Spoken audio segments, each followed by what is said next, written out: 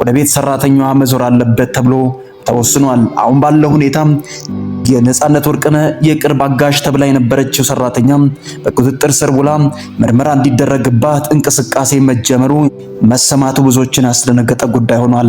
ቀጥሎ ደግሞ አስናቀም እንዲሁ በቀላሉ የሚለቀቅ አይመስለንም።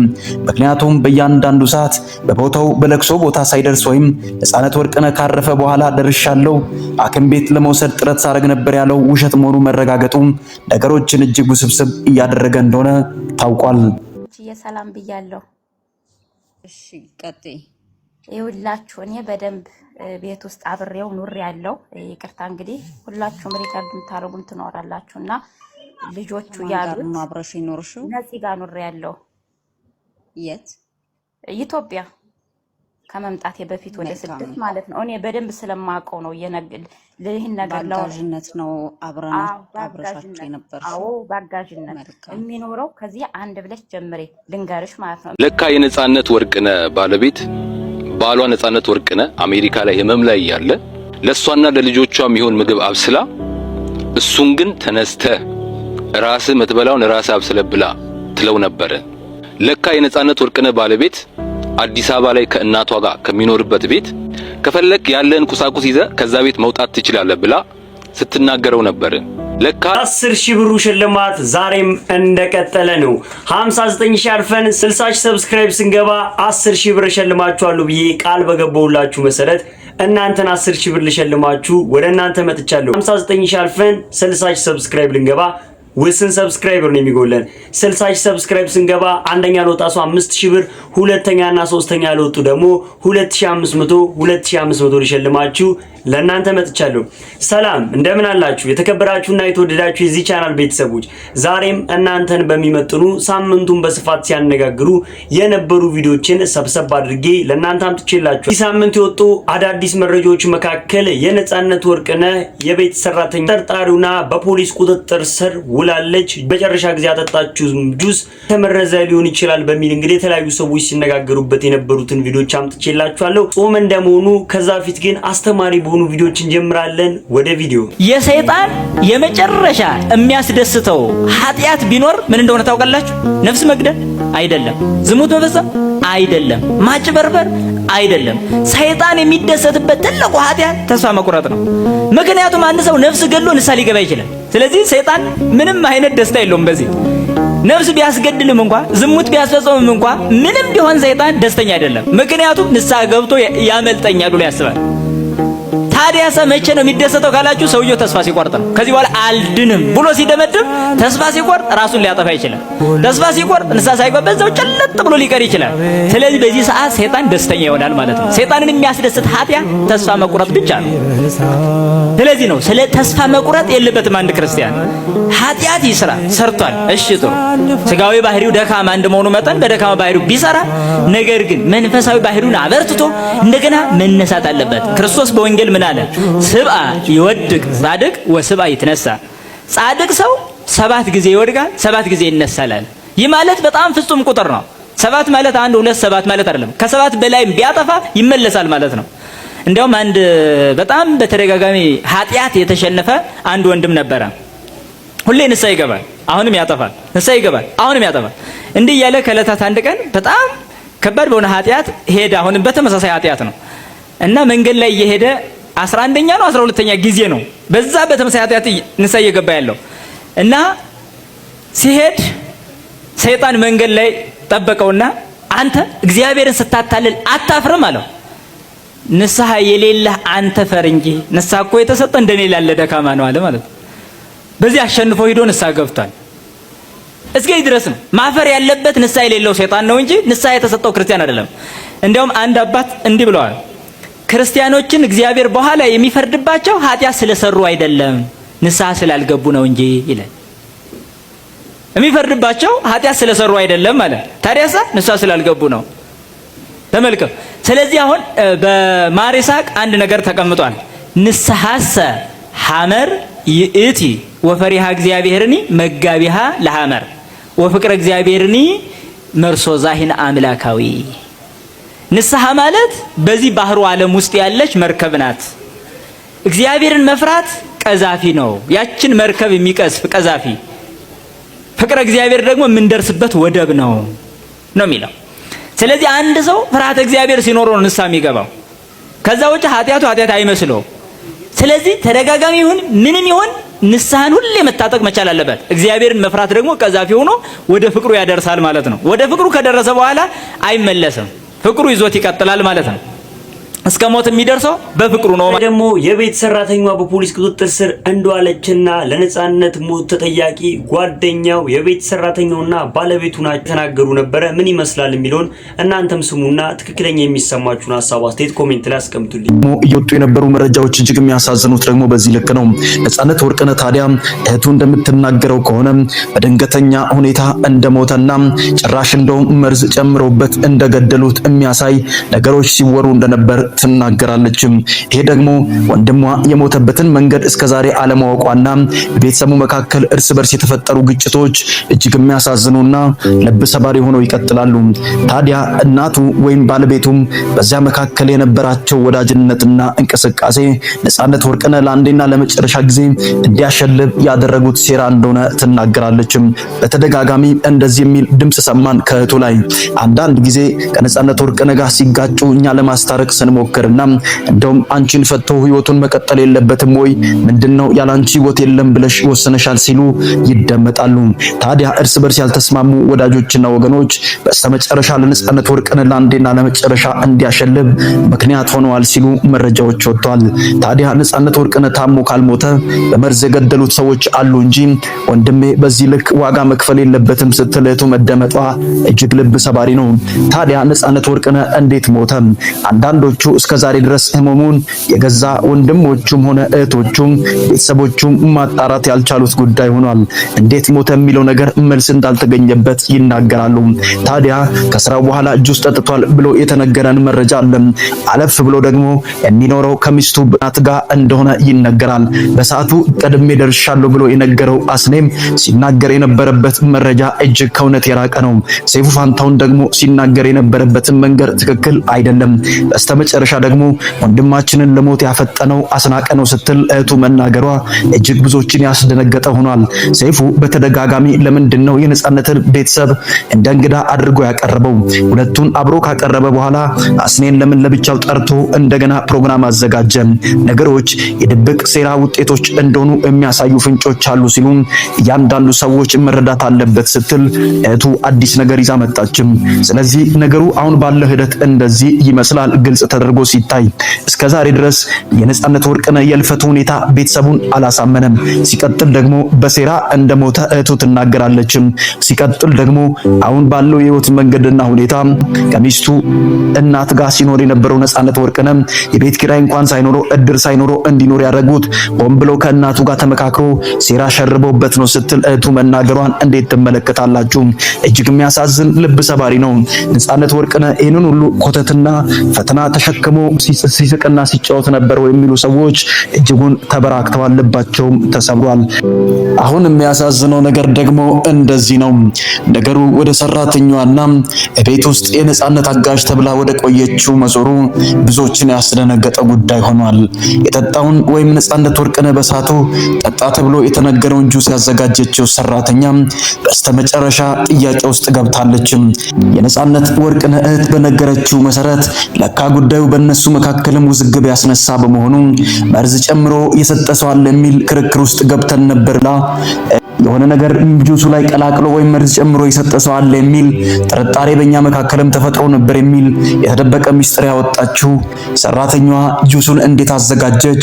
ካዘጋጀች በኋላ የሰጠችው ለነጻነት ወርቅነህ ከሆነ ቀጥሎ ጥያቄው ሙሉ በሙሉ ወደ ቤት ሰራተኛዋ መዞር አለበት ተብሎ ተወስኗል። አሁን ባለው ሁኔታ የነጻነት ወርቅነህ የቅርብ አጋዥ ተብላ የነበረችው ሰራተኛ በቁጥጥር ስር ውላ ምርመራ እንዲደረግባት እንቅስቃሴ መጀመሩ መሰማቱ ብዙዎችን ያስደነገጠ ጉዳይ ሆኗል። ቀጥሎ ደግሞ አስናቀም እንዲሁ በቀላሉ የሚለቀቅ አይመስለንም። ምክንያቱም በእያንዳንዱ ሰዓት በቦታው በለቅሶ ቦታ ሳይደርስ ወይም ነጻነት ወርቅነህ ካረፈ በኋላ ደርሻለሁ ሐኪም ቤት ለመውሰድ ጥረት ሳደርግ ነበር ያለው ውሸት መሆኑ መረጋገጡ ነገሮችን እጅግ ውስብስብ እያደረገ እንደሆነ ታውቋል። ሌላው ደግሞ የቤት ሰራተኛዋ ታስራለች የሚለው መረጃ ከሞት ከመውጣቱ በፊት የቤት ሰራተኛዋ ላይቭ ላይ ቁጭ ብላ ስላለው ነገር እየተናገረች ነበረ። የላይቭ ቆይታውን ሰምተን እንመለስ። የሰላም ብያለሁ። እሺ ቀጥይ። ይኸውላችሁ እኔ በደንብ ቤት ውስጥ አብሬው ኑር ያለው ይቅርታ እንግዲህ ሁላችሁም ሪከርድ የምታደርጉም ትኖራላችሁና ልጆቹ ያሉት ነው አብረሽ ይኖርሽው ነፂ ጋር ኑር ያለው የት ኢትዮጵያ ከመምጣቴ በፊት ወደ ስደት ማለት ነው። እኔ በደንብ ስለማውቀው ነው ይህን ነገር ባጋዥነት ነው አብረሻቸው የነበር። አዎ ባጋዥነት የሚኖረው ከዚህ አንድ ብለሽ ጀምሬ ልንገርሽ ማለት ነው። የሚኖረው ከአማቱ ጋር ነው። ገባሽ አይደለ? ከአማቱ ጋር ብቻ ማለት ነው። እና አማትየው ደግሞ እሷ አንድ ናት፣ ልጇ ሌላ የላትም። እና ልጆቹ አሜሪካ ነው የሚኖሩት፣ ሚስቱም ልጆቹ ማለት ነው።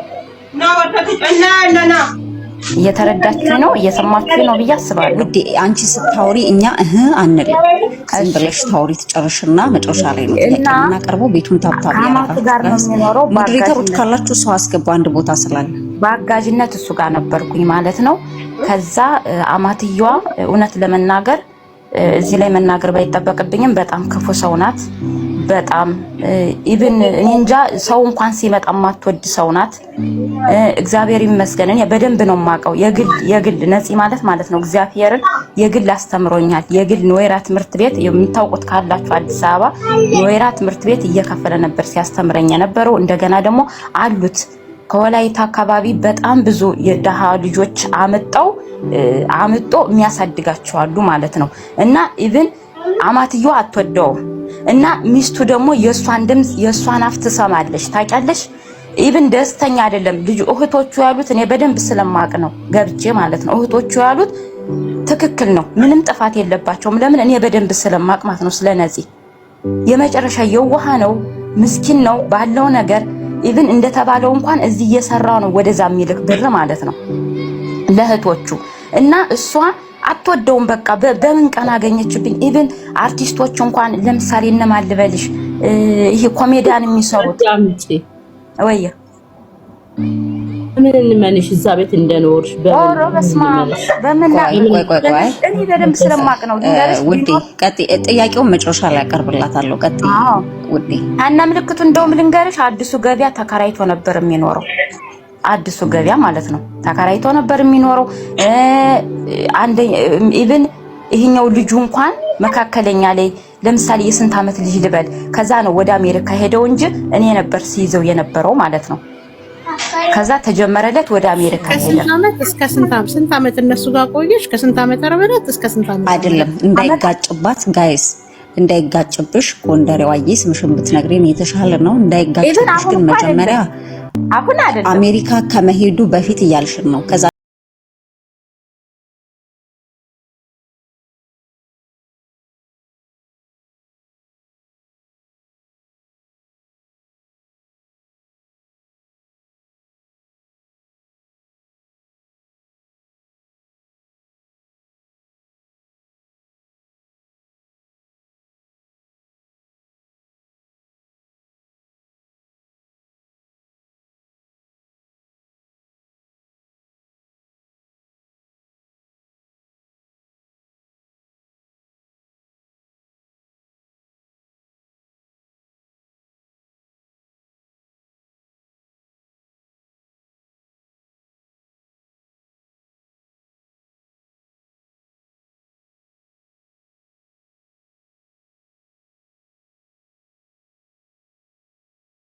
ብዙ ጊዜ እንትን የሚለው ማለት ነውና እያመመኝ ይላታል። ምን ሆንክ ነፂ ስትለው እኔ እንጃ ያመኛል፣ ሁሌ ነው የሚያመኝ፣ ግን ይሄንን አይናገርም ታውቂያለሽ። ከዛ ግን በቃ እኔ ምሳ ይዘሽልኝ ነይ መሲ ዛሬ ልቤን ስለሚያመኝ ይሄንን ይዘሽልኝ ነይ ይለኛል።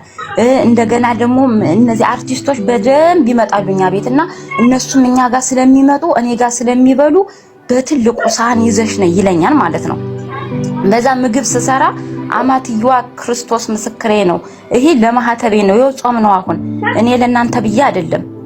ከዛ ይሄንን ምግብ ይዤ ሲሄድ ማለት ነው በጣም ነበር የምትቆጣኝ ማለት ነው። አመት አልሰራውም እውነት ለመናገር አዛ ቤት አመት አልሰራውም። እና ኢቭን አያመሽም ትንሽ ቆይቶ ከመጣ ባልሽ እንደዚህ አድርጎኝ ብላ ትነግራታለሽ ማለት ነው ደውላ። ግን እሱ ያለችው አሜሪካ ናት። ተረዳሽ? እንደዚህ አድርጎኝ እንደዚህ አድርጓት እንደዚህ አድርጎኝ እኔ ነኝ ሁሉን ነገር ገዝቼ ምንም ብዬ እቤት ማማላ ማለት ነው። እሷ ግን አትወደውም። ኢቭን ልጆቹን አሳደገች። በቃ አትወደውም። ታውቂያለሽ አይደለ? አንድ ጥያቄ ብቻ ይቅርታ አድርጉልኝ። አንድ ጥያቄ ቤተሰቦቹ ልክ ናቸው። ጥያቄ መጠየቅ አትችይም። ጊዜ ለሁሉ ታውራና ትጨርስና መጨረሻ ላይ ነው የምትጠይቂው። እኔ ቤተሰቦቹ ልክ ናቸው። ጎንደሬዋ አውርተሽ ትጨርሽና እናንተ የምትፈልጉትን ነገር ጠይቁኝ ስትያቸው ሁሉም ሰው ገስት ላይ ያለ ይጠይቅሻል፣ በኮሜንትም ይጠይቅሻል።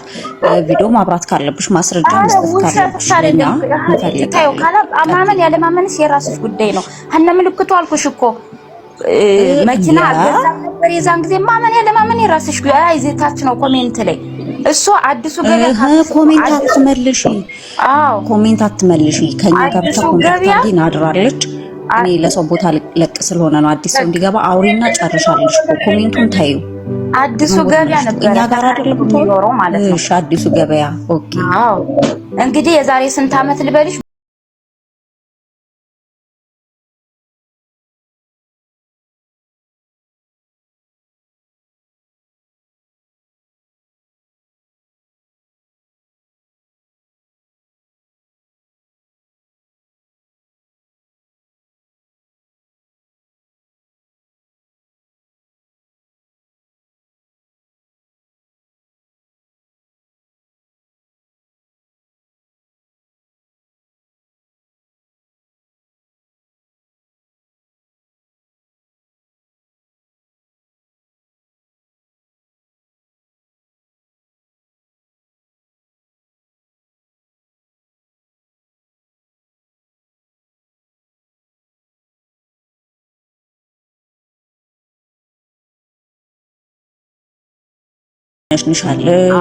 ሚስቱ የእሷን ትሰማለች። ገባሽ? ኢቭን አምሽቶ እንኳን አይመጣም። ደግሞ ደስ የሚለው ነፂ ማለት ነው እንደዚህ መጠጦች ነገር እንደዚህ የሚያጭስ ነገር ምናምን እንትን አይልም ማለት ነው። እና እንዲሁም የሆነ ጊዜ ላይ ምን አለችኝ፣ እግዚአብሔር ምስክሬ ነው በሚያውቀው፣ እስቲ ልብሱን ፈትሽው አለችኝ ማለት ነው። እንዴ ለምን አልኳት።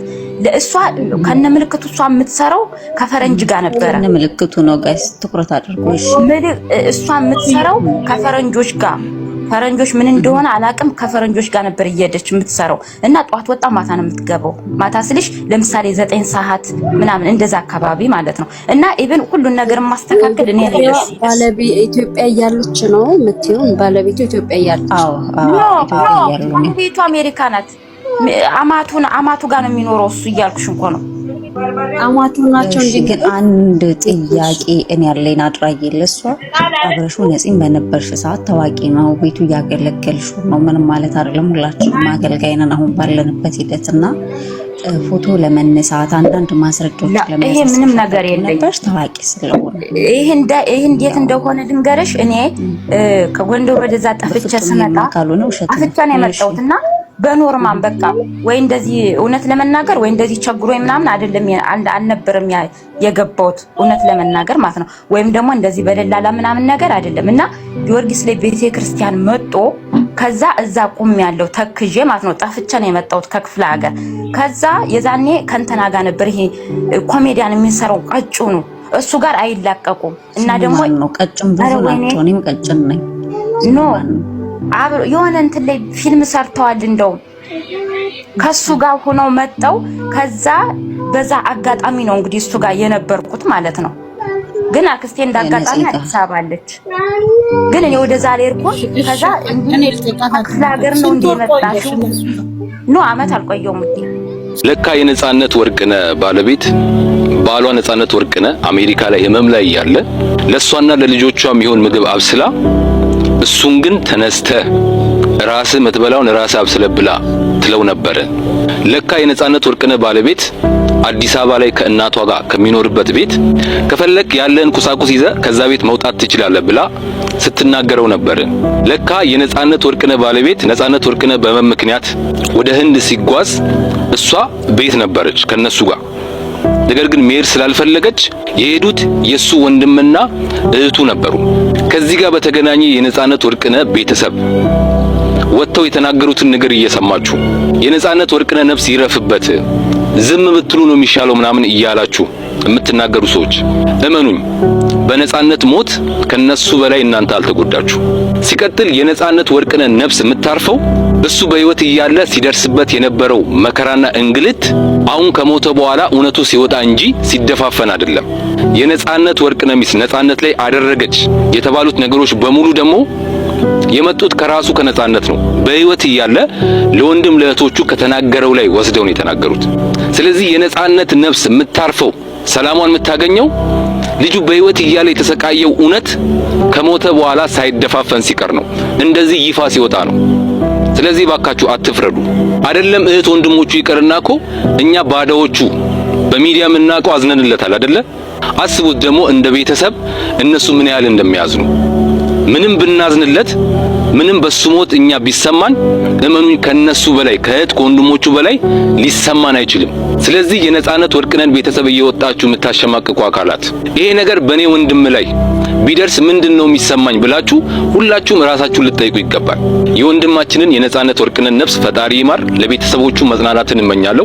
ይህንን ቪዲዮ አድርሱልኝ። አመሰግናለሁ። ሌላ ደግሞ ከዚሁ ጉዳይ ጋር ተያይዞ ሊያሹ የሰጠችው መልስ አለ። ሊያሹ እጅግ በጣም ለየት ያለ ሐሳብን እየሰጠች ነበረ። እናንተ ሊያሹ ንግግር ስሙትና ትክክለኛ የተሰማችሁን ሐሳብ ኮሜንት ላይ አስቀምጡልኝ። ወደ ቪዲዮ ያለፈውን ሚስጥራችሁ ለህዝብ ማውጣት ማለት ምን ማለት ነው? ምን የምትከፍቱት ነገር አለ? የምታስተካክሉት ነገር አለ? ልጆቹ በአባታቸው ከመጠራት ወደ ኋላ ይላሉ። ነገ ልጆቹ ትልቅ ቦታ ሲደርሱ ወይም ትልቅ ቦታ ላይ እንትኑ ሲሉ እኮ እግዚአብሔር ሲያበቃቸው እኮ የአርቲስት ነጻነት ልጆች ነው የሚባሉት።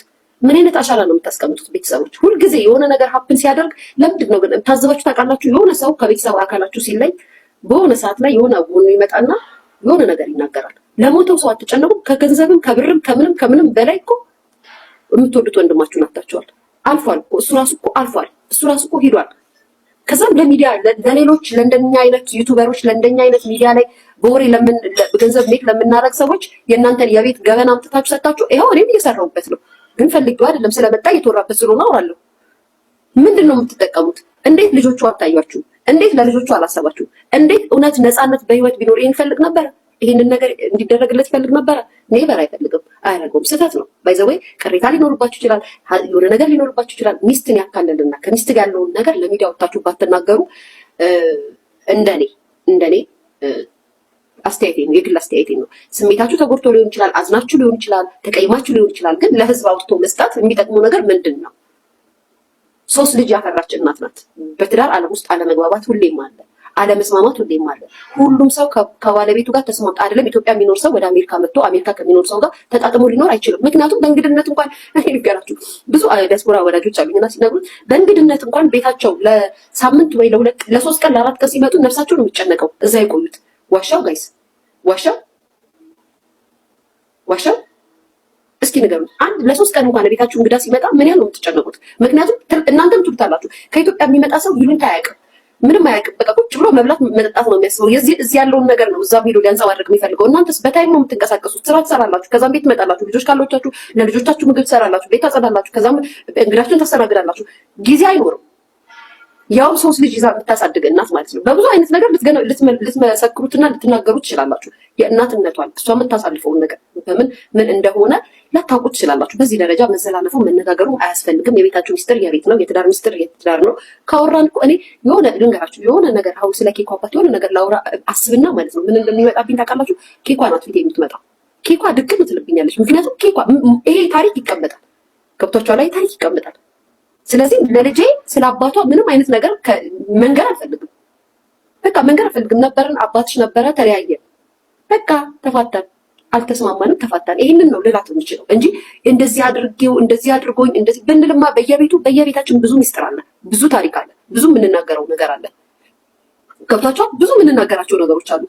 ባልም ስለሚስቱ የሚናገረው ነገር አለ፣ ሚስትም ስለባሏ የምትናገረው ነገር አለ። ስለዚህ እናንተ ደግሞ ይሄን የሚያክል ድንቅ አርቲስት፣ ይሄን የሚያክል በህዝብ ዘንድ የሚወደድ አርቲስት ቤተሰቦች ለዛሬ ይዤላችሁ የመጣሁት የተመረጡ ቪዲዮዎች እነዚህን ይመስሉ ነበር። እንደወደዳችኋችሁ ማለት ጠራጠርም። ቪዲዮ ላይክ ሳታደርጉ ጀምራችሁም ላይክ ማድረጋችሁን እንዳትረሱ። ሐሳብ አስተያየታችሁን እንደማይምክራችሁን ደግሞ ኮሜንት ላይ በነጻነት አስቀምጡልኝ። ቀጣይ በተመረጡና አዳዲስ ቪዲዮዎች እስከምንገናኝ ድረስ ቸር ሰንብቱ። እወዳችኋለሁ።